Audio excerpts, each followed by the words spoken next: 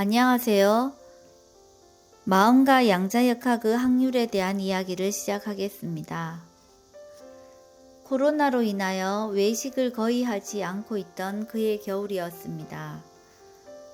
저녁으로 중국 음식을 먹기로 하고 배달 주문을 했지요. 집에는 나와 아들, 반려견이 있었고 남편은 외출 중이었습니다. 짜장면을 시키고 나자 배달자가 우리 집에 왔을 때 누가 문을 열고 계산을 해야 할 것인가에 대한 문제가 생겼습니다. 양자 물리학에 흠뻑 빠져있던 상태라서 누가 계산할지 확률적으로 존재하고 배달자가 와봐야지 결정된다는 양자역학적인 사고를 자연스럽게 하고 있는 자신을 지켜보게 되었습니다.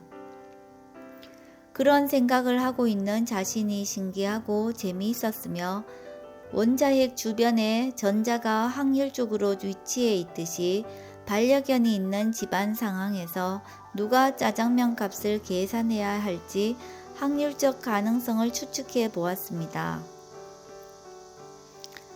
배달자가 왔을 때 엄마인 내가 문을 열고 계산할 확률이 제일 높지만 극세사로 된 실내복 같은 겨울 잠옷을 입고 있어서 아들에게 만약 배달이 왔을 때 컴퓨터 게임이 끝난 상태면 너가 카드 결제 좀 해줘 라고 말하면서 신용카드를 현관 쪽에 두었습니다.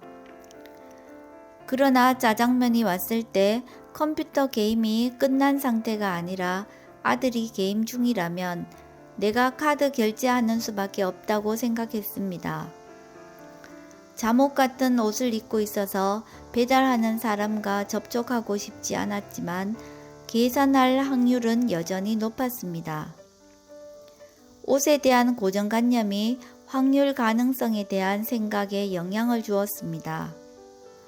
어떻게 보느냐에 따라서 결정된다는 양자역학이 생각나면서 좀 더 복잡한 상황으로 사고가 확장되기 시작했습니다.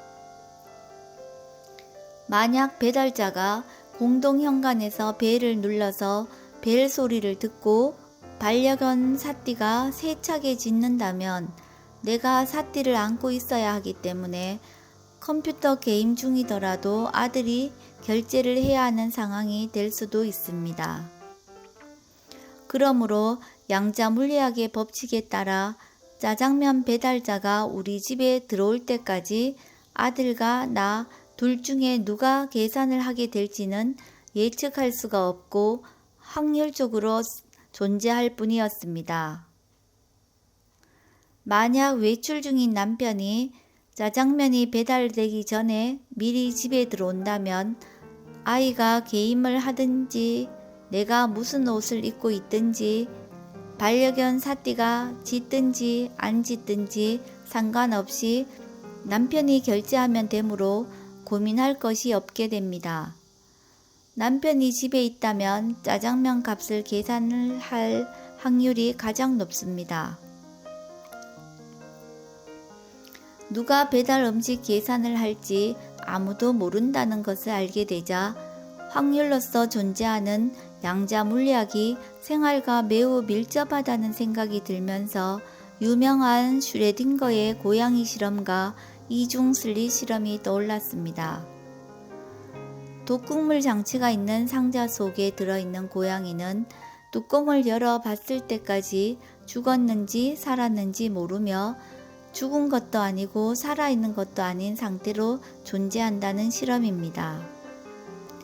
관찰자가 상자를 열어서 관측했을 때 비로소 고양이가 죽었는지 살았는지 알게 되며 그 전까지는 양자 중첩의 상태로 있다고 합니다.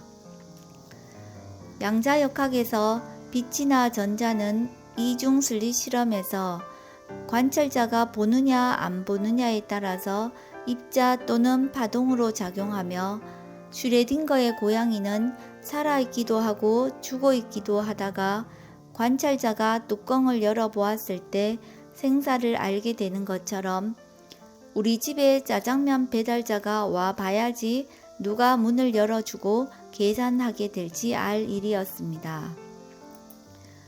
양자역학에서는 슈레딩거의 파동 함수에 의하여 전자의 위치를 확률로 알 수 있듯이 생활 속에서 누가 음식값을 치르게 될지는 배달자가 오기까지는 확률로만 알 수 있었던 것입니다.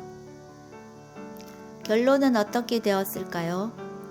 배달자가 왔을 때 아들은 게임 중이었고 외출했던 남편은 집에 돌아온 상태였지만 벨 소리를 듣고 크게 놀란 반려견 사띠를 내가 즉각 안고 바로 현관문 쪽으로 향해서 문을 열어주게 되었고 현관 쪽에 두었던 카드로 결제를 하게 되었습니다. 영화 테넷에서처럼 일어날 일은 일어나는 것이었습니다. 양자 물리학에서 관심이 많아지면서 일상생활 속에서 일어나는 일에 대하여 확률적으로 가능성을 조사해 본 것이 재미있었습니다. 양자 물리학에 빠져 있으니까 배달 음식 시켜 먹을 때조차 마음의 운동 법칙을 구해보려는 호기심이 발동하였으며 마음이 자유롭게 과학적 상상하는 것을 지켜보았습니다.